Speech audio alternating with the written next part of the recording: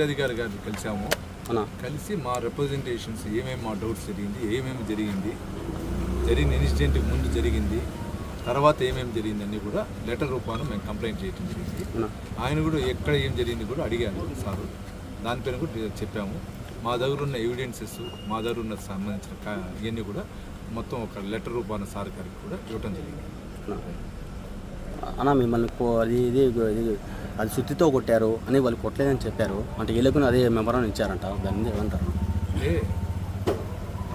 Visuals ఉంది, సుత్తి ఎత్తుకొని కొడతా ఉండింది, నేను దిగింది ఉంది.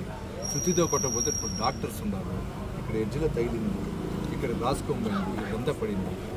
తగలేదంటే ముద్దాయిలు ఏం చెప్పినా తప్పే చెప్తారు. దానిపైన నేను ఎక్కువ మాట్లాడదలుచుకున్నా.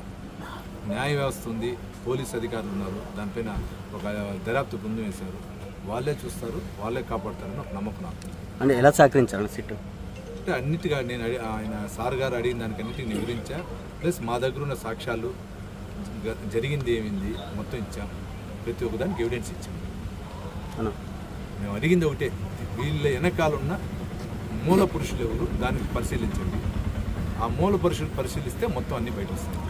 అన్న కొన్ని గ్రామాలకు వెళ్ళారు, అక్కడ ఏమి విచారించని చెప్పారు? కొన్ని గ్రామాలకు వెళ్ళారు నా ఈరోజు. అంటే అది అడగలేదు, అది మన డిస్కషన్ అది మా గురించి అడిగారు, మేము చెప్పాం.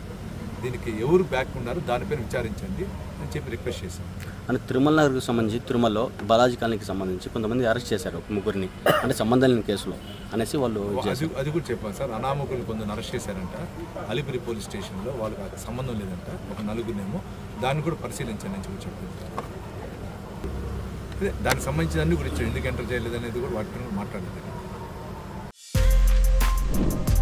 For more videos like this, subscribe Big TV channel.